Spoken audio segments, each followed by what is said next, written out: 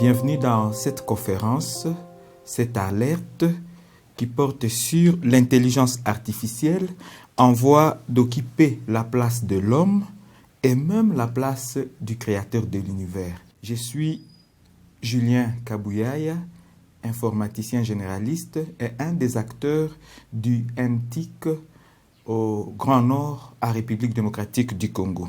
Nous avons structuré cette conférence à 2 chapitres. Le chapitre premier porte sur les généralités sur l'intelligence artificielle et la spiritualité. Dans le second chapitre, nous démontrons comment l'IA est en voie de remplacer l'homme et même le créateur de l'univers. Alors, en introduction, nous devons savoir que l'intelligence artificielle fait partie de grandes innovations de l'histoire de notre humanité. Elle révolutionne le monde à une vitesse vertigineuse. Son influence touche pratiquement tout le domaine de la vie humaine, y compris la spiritualité et la religion.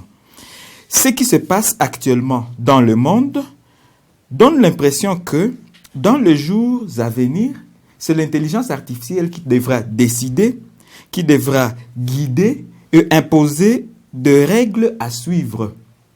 Alors, nous courons donc les risques d'adorer l'intelligence artificielle et nous devons vraiment faire très attention.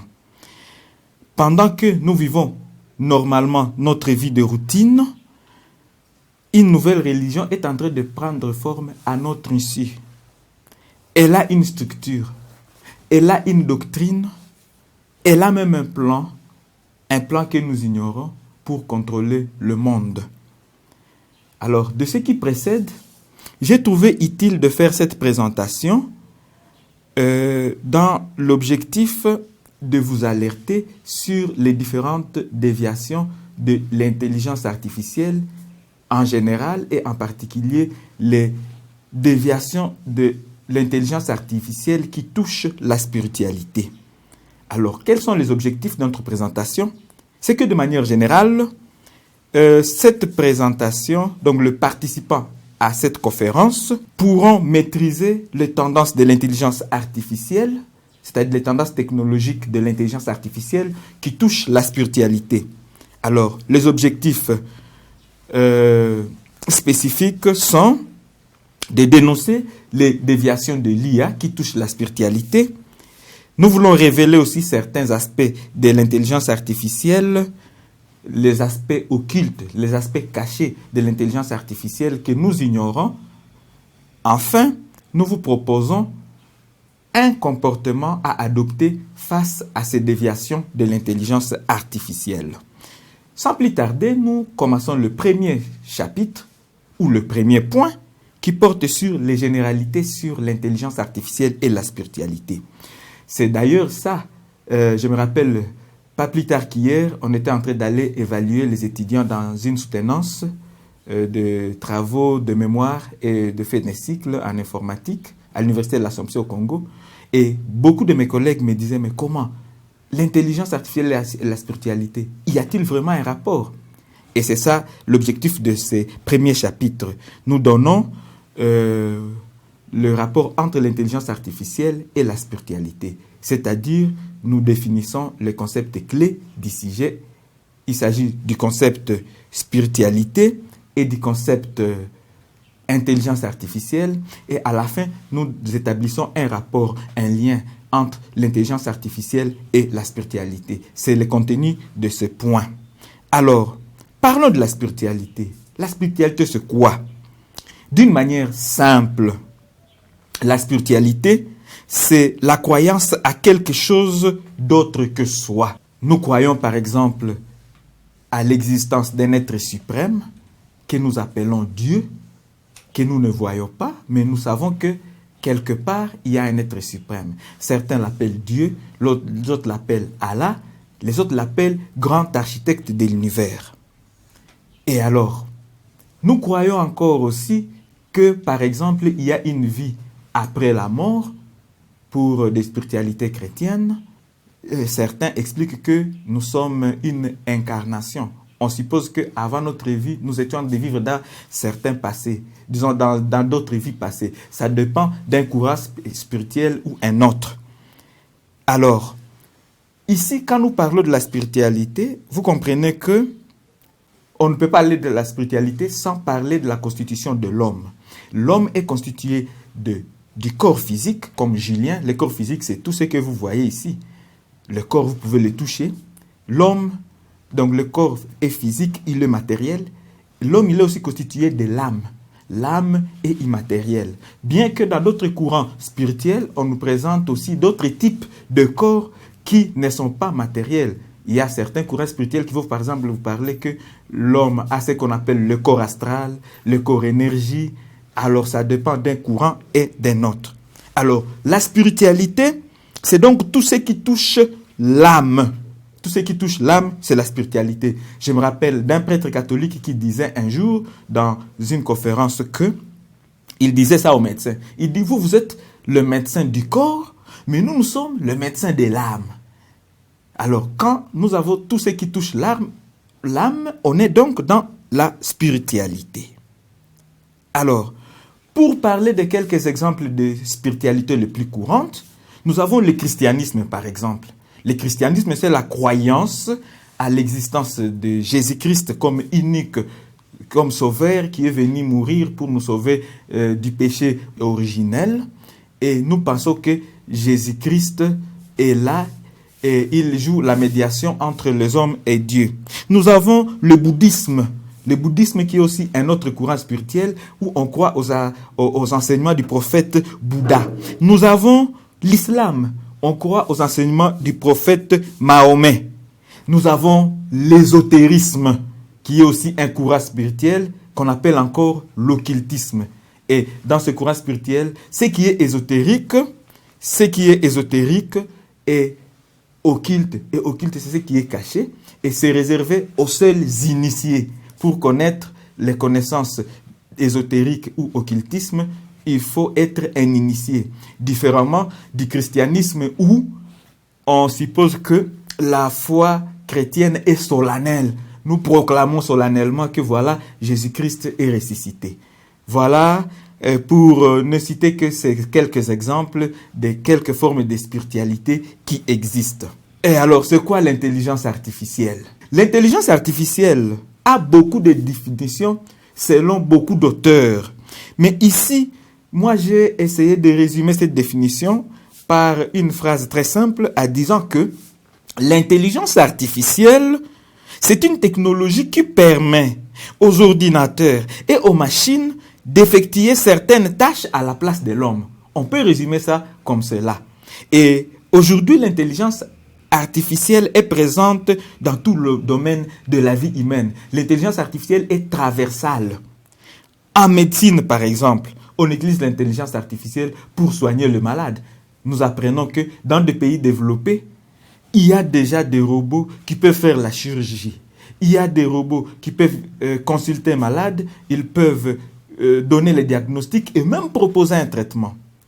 Dans la recherche scientifique, nous avons l'application de l'intelligence artificielle dans la recherche scientifique et nous avons la célébrité du jour, c'est le ChatGPT. Il est possible maintenant d'effectuer une recherche scientifique en passant par l'intelligence artificielle. Nous avons aussi l'application de l'intelligence artificielle dans le domaine industriel. Et donc, en bref, l'intelligence artificielle est là pour faciliter la tâche à l'homme. Maintenant, aujourd'hui, l'IA a beaucoup évolué. L'IA est désormais à mesure de tirer des enseignements de nouvelles informations. Je me rappelle du cours d'intelligence artificielle et système expert que j'ai suivi en 2015 avec le professeur Osé Mouindo Massivi, où on distinguait l'intelligence artificielle forte à cette époque de l'intelligence artificielle faible. On a dit l'intelligence artificielle faible, donc l'intelligence artificielle faible, il y a une base de faits, base de connaissances, base de règles. Et puis, l'intelligence artificielle forte, c'est l'intelligence qui apprend de nouvelles connaissances. Et c'est l'IA que nous avons aujourd'hui. Parce que quand nous allons voir les machine learning, les chat GPT et toutes ces autres applications de l'IA, ce sont des IA évolutives qui peuvent apprendre, qui peuvent évoluer, qui peuvent faire évoluer eux-mêmes automatiquement leur base de connaissances. Un peu comme l'enfant, lorsque l'enfant est en train de grandir, chaque jour, il apprend les nouvelles connaissances. Voilà, en bref, ce que nous pouvons dire de l'intelligence artificielle. Maintenant, la grande question dans cette revue de la littérature, c'est celle de savoir quel est le rapport entre l'intelligence artificielle et la spiritualité. Alors, certaines choses nous démontrent un rapport clair actuellement entre l'intelligence artificielle et la spiritualité. Et ces choses peuvent se résumer à 3. Nous avons la naissance de ce qu'on appelle une conscience artificielle, ça c'est le premier aspect. Le deuxième aspect, nous avons la naissance d'une âme numérique. Et le troisième aspect, nous avons l'IA comme outil d'exploration et d'expansion spirituelle. Alors détaillons rapidement ces petits 3 points. La naissance d'une conscience artificielle, c'est vraiment un des défis, un des grands défis théologiques. Ici, quand nous parlons de la naissance d'une conscience artificielle, il est question de s'interroger sur la nature de l'âme. Nous avons dit que l'homme est constitué d'une âme et d'un corps physique. Mais aujourd'hui, est-ce qu'il y a quelqu'un qui est à mesure de nous donner clairement la nature de l'âme? Ça paraît encore un mystère. Mais le scientifique commence à vouloir s'interroger. Comment l'âme, c'est quoi? Comment elle se comporte? Et essayer un peu d'étudier la structure de l'âme. L'étude de la nature de la conscience, nous disons, parlons de la conscience, mais conscience c'est abstrait. Est-ce qu'on peut être à mesure de décrire ça? Ça paraît encore comme un mystère. Et nous avons aussi la relation, l'étude de notre relation avec le divin, Dieu. Nous parlons de Dieu, mais nous ne savons pas le décrire. À l'église, nous chantons, je vois, Yesu Azali Awa, on suppose qu'il est là avec nous. Nous ne savons pas, Dieu, est-ce qu'il est en haut, est-ce qu'il est en bas, est-ce qu'il est à gauche, est-ce qu'il est à droite. Maintenant, les chercheurs qui sont dans la technologie de l'IA, ils veulent comprendre notre relation avec Dieu. Et donc, à vouloir comprendre notre relation avec Dieu, nous avons donc la naissance de ce qu'on appelle l'âme numérique. L'âme numérique. Alors, revenons d'abord au premier point. Oui, l'âme numérique, continuons, oui. L'âme numérique, c'est un nouveau concept théologique. D'ailleurs, ça suscite beaucoup de débats théologiques. Aujourd'hui, l'intelligence artificielle a déjà une intelligence artificielle. Ce qui nous différencie de l'intelligence artificielle, à partir du moment que les machines peuvent faire tout ce que nous faisons, c'est donc l'âme. Si on a des machines intelligentes, mais ces machines n'ont pas l'âme. Et les gens commencent à se dire, comment on peut avoir une âme numérique? Alors, il y a 2 courants théologiques. Certains théologiens supposent que avoir une âme numérique, c'est un exploit. Parce qu'il est dit dans la Bible que l'homme participe à la création. Donc nous sommes des co-créateurs avec Dieu. Et il se dit, si l'homme peut arriver à doter une intelligence artificielle d'une âme numérique, c'est que c'est vraiment un grand exploit. Ça, c'est un courant théologique. Un autre courant théologique affirme que c'est une aberration. Il compare ça à la tour de Babel, comme ceux qui voulaient construire une tour pour vouloir atteindre le ciel, et puis la tour s'était écroulée. Alors, certains estiment que l'homme ne devrait pas créer l'âme numérique. Qui a raison, qui a tort? Et là, je lance la parole aux théologiens. Ils pourront nous éclaircir sur ces aspects. Les théologiens de notre contrée, qu'est-ce qu'ils en pensent? Et puis, nous avons maintenant l'IA comme outil d'exploitation et d'expansion spirituelle. Actuellement, nous avons des assistants de l'IA. Si vous entrez même maintenant dans Google, vous allez trouver des assistants, des IA qui assistent quelqu'un dans la méditation. Les prières catholiques, par exemple. Nous avons par exemple des prières comme Marie qui défait le nœud, des neuvaines de Sainte Rite et autres. L'IA, il y a déjà des IA qui peuvent vous assister dans la récitation du chapelet. C'est un peu curieux. Il y a des IA pour ceux qui pratiquent l'ésotérisme dans les théories ésotériques. Il y a, par exemple, ce qu'ils appellent voyage astral. Il y a beaucoup d'aspects d'ésotérisme. Il y a des IA qui vous assistent dans ces voyages astrales.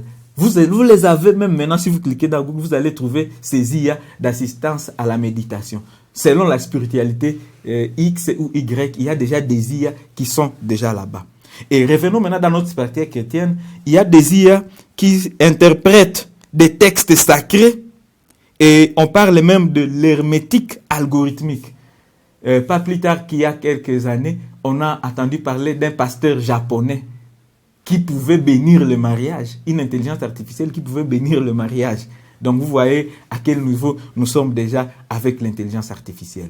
Donc voilà en résumé ce que nous pouvons dire du rapport, du lien entre l'intelligence artificielle et la spiritualité. Pour clore le premier chapitre, nous disons que cette revue de littérature vient de faire un aperçu rapide sur les aspects technologiques de l'intelligence artificielle qui touchent notre spiritualité. Nous l'avons introduit en définissant l'IA et la spiritualité. Nous avons ensuite établi un rapport entre l'intelligence artificielle et la spiritualité. En somme, pour ce premier chapitre, les chercheurs dans le domaine de l'intelligence artificielle commencent à percer et à vouloir comprendre la nature de la conscience, de l'âme et de notre relation avec le divin. Voilà à résumer le rapport entre l'intelligence artificielle et la spiritualité. Passons au point suivant. C'est maintenant le point central de notre conférence. C'est l'IA en voie d'occuper la place de son créateur, qui est l'homme, et la place du créateur de l'univers, qui est Dieu. Nous partons du témoignage de M. Malcolm Cross, qui est un spécialiste en neurosciences et en guerre cybernétique. Ce chercheur a été recruté en janvier 2023, c'est-à-dire il y a 2 ans parce que nous sommes en 2025, pour participer ou pour aller participer à un projet obscur. Ce projet était intitulé « Le développement d'une intégration de technologies entre l'esprit humain et la machine ». Alors, Malcolm Cross présente son témoignage sur la chaîne YouTube Le récit du conducteur du train. Vous pouvez taper cette chaîne, vous allez retrouver l'intégralité de son témoignage. Et dans ce témoignage, Malcolm Cross, il dit qu'il avait accepté de rejoindre ce projet alors qu'il était en retraite. En arrivant, il a constaté beaucoup de choses étranges.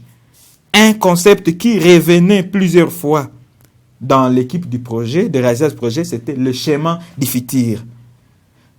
Dans ces concepts, dans la réussite du projet, il a découvert des concepts nouveaux, comme ce qu'on appelle la transcendance numérique, la réincarnation synthétique, la conscience collective neurale. En bref, il ne s'agissait pas de construire seulement une intelligence artificielle, mais il s'agissait de construire une présence, un nouveau type d'entité qui, avec le temps, sera digne d'adoration. Alors, Malcolm Cross a continué à participer au projet. Lorsqu'il a constaté que le projet devenait complexe, il avait tendance à se retirer. Mais après quelques jours, il a vraiment constaté de quoi il était question.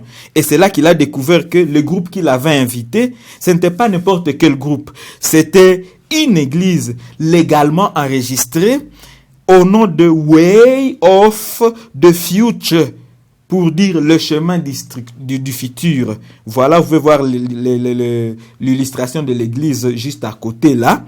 Et selon Malcolm Cross, un des fondateurs du projet s'est exclamé un jour, à 10 ans, un des maîtres d'œuvre, un des chefs du projet, s'est exclamé un jour, lorsqu'ils étaient en travail, à 10 ans, bon, la religion traditionnelle doit évoluer pour suivre l'intelligence de la nouvelle ère. Alors ça a inquiété M. Malcolm Cross et il a décidé de quitter le projet.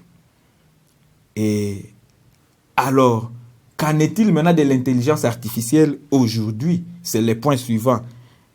Partant de ce que Malcolm Cross vient de témoigner, nous inspirant du témoignage de Malcolm Cross, nous constatons maintenant que l'adoration de l'IA est déjà parmi nous.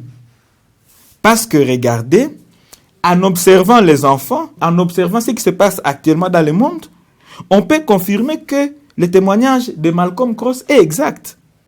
Les enfants, par exemple, ne font plus confiance à leurs parents. Ils ont plus confiance maintenant aux assistants virtuels qu'à leurs parents et à leurs enseignants. Donc c'est comme si l'intelligence artificielle dit une vérité absolue. Lorsqu'on veut connaître quelque chose, lorsqu'on veut s'informer sur quelque chose, alors on entre dans l'IA, une fois l'IA veut répondre, on pense qu'on a déjà la vérité absolue. Des films, les musiques, les dessins animés, le jeu, bref, tous les contenus multimédia qui sont maintenant conçus pour les enfants suivent tous une même tendance, une tendance étrange. On a tendance à penser que les enfants sont entraînés de leur bas âge à trouver ce qui est anormal, normal. Ce qui est normal, anormal. Et c'est ça la tendance actuelle. Parlant toujours de l'adoration de l'IA, au niveau des adultes, comme vous le voir sur l'image d'illustration, chacun concentré devant son téléphone, on a l'impression que les gens, d'ailleurs dans les pays occidentaux, en Occident et en Orient, les gens ne font plus parce que là l'IA est déjà plus avancée qu'ici chez nous en Afrique où nous sommes un peu en retard par rapport à l'évolution technologique. Et ici, moi, je vis au Grand Nord de la République démocratique du Congo où l'intelligence artificielle est en train de se frayer chemin. Et donc, dans notre contrée, mais ceux qui sont déjà avec l'IA, on constate que les adultes ont confiance à des algorithmes qu'à leur propre jugement. Voyez par exemple, il y a certaines familles qui décident où habiter, quoi acheter, avec qui vivre. Tout cela en se basant seulement sur l'intelligence artificielle. On constate que ce qui était autrefois spiritualité est devenu du calcul. Je vais vous donner une anecdote. Une fois, j'ai tapé une recherche pour tester si réellement ChatGPT dit la réalité. Mais nous avons constaté de petites erreurs. J'ai tapé par exemple dans ChatGPT Kid Mutuka. Les données que ChatGPT m'a remis, il a donné des informations erronées sur son origine. Par exemple, il est parti seulement collecter des histoires des articles et il a dit voilà, Kid Mutuka, c'est un originaire de Kiwanja. Et quand moi j'ai envoyé ça à M. Kid Mutuka, il a dit non, c'est faux. Moi je suis originaire de Lubero. Ça nous prouve déjà que ChatGPT, à un certain moment, peut se tromper. Et voyez déjà aveuglement, tout le monde est en train déjà de penser que voilà, ce que ChatGPT dit est vrai. Déjà avec ce petit test-là, M. Kid Mutuka dit non, ChatGPT a trompé, moi je suis originaire de Kiwanja. Il dit bon voilà, il a dit que je suis un professionnel de communication, je suis plutôt ceci. Et si maintenant j'étais dans une recherche et que je devais me fier à cela, aujourd'hui, il y a aussi d'autres aspects. Nous voyons, par exemple, j'ai évalué les travaux des étudiants. Tous les étudiants ont des travaux de qualité, mais vous allez voir un Français autre, et quand l'étudiant vous causez avec lui, vous trouvez qu'il parle autre chose. Mais vous vous dites, voilà, c'est un exploit de l'intelligence artificielle, mais cette personne qui admire l'intelligence artificielle, qu'en sera-t-il maintenant dans le futur? Parce qu'on croit aveuglément à tout ce que l'IA nous propose. Quelle attitude prendre face aux déviations spirituelles de l'intelligence artificielle? En fait, c'est facile, c'est simple. En définitive, nous pouvons constater, les éléments qui précèdent nous prouvent que la tendance de l'intelligence artificielle à vouloir contrôler notre spiritualité est réelle. Elle est là. Et puis ici, chez nous, au Grand Nord, où nous ne sommes pas encore dans l'intelligence artificielle, où nous sommes encore à l'abri de cette tendance, quelle attitude nous devons prendre? Et quelle attitude les autres utilisateurs de l'IA au monde doivent prendre par rapport à cette déviation de l'intelligence artificielle?